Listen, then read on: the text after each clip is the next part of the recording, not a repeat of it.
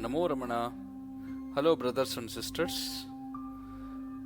This is talk number 2.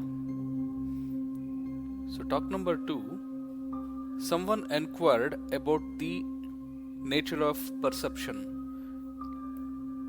So, Maharshi is responding, whatever state one is in, the perceptions partake of that state. The explanation is that in the waking state, which is Jagrat, the gross body perceives gross names and forms. In Swapna, the dream state, the mental body perceives the mental creations in their manifold forms and names. In the Shushupti, deep dreamless sleep, the identification with the body being lost, there are no perceptions. Similarly, in the transcendental state, identity with Brahman places the man in harmony with everything, and there is nothing apart from his self.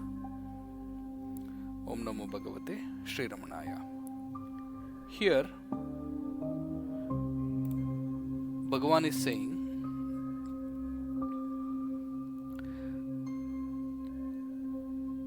it's a reflect on insightful teaching from Talks with Shri Ramana Maharshi, which is talk number 2, which delves into the profound nature of perception and the varying states of consciousness. Ramana Maharshi offers a simple yet profound explanation of how perception is not static but rather changes according to the state in which one finds oneself. Ramana Maharshi begins by addressing the nature of perception. He says, whatever the state one is in, the perceptions partake of that state. This insight highlights the idea that perception is tied directly to the state of the perceiver, not to any external object.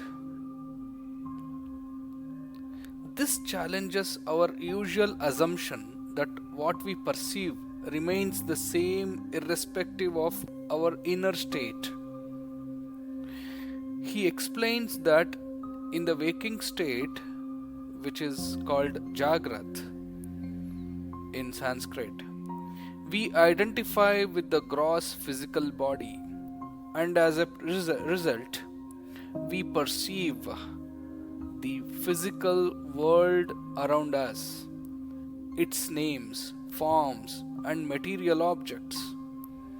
This is the state most of us spend our time in and assume to be the only reality. The body is active, the senses are engaged, and we interact with the world of duality, where objects are seen as separate from us. Then comes the dream state, Swapna. In this state, the physical body is at rest, but the mind continues to create its own world of forms and experiences. In the dream, we perceive mental creations, people, places, events, all of which seem real until we awaken.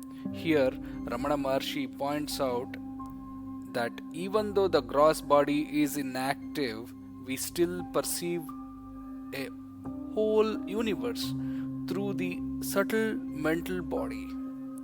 The dream state reminds us of the mind's capacity to create an entire reality that feels just as tangible as the waking world. Next, in deep dreamless sleep, which is Shushupti, a state where there is neither mental nor physical perception, the body and mind are both at rest, and there are no distinct perceptions. In this state, there is no sense of individuality or identity, no separateness, just an undisturbed state of peace. Ramana Maharshi emphasizes that in this state, perception ceases because There is no identification with the body or mind. Finally, Maharshi speaks of the transcendental state, where the individual merges with Brahman, the ultimate reality. In this state, there is no duality. There is nothing apart from the self. Identity with Brahman means being in harmony with everything. There is no longer the perceiver and the perceived. Everyone, everything is one. The state transcends all perceptions of the waking, dream, and deep sleep states. It is the realization that our true nature is beyond body and mind, beyond the limitations of perception. To conclude, Ramana Maharshi's teaching reveals that perception is shaped by the state we are in. Our sense of reality shifts from the gross to the mental, to the absence of perception, and finally to the realization of the self in the transcendental state. This teaching urges us to look beyond the changing perceptions of the world and recognize the unchanging truth within us, our true self, which transcends all states. Om Namo Bhagavate Shri Ramanaya. Namo Ramana. Thank you.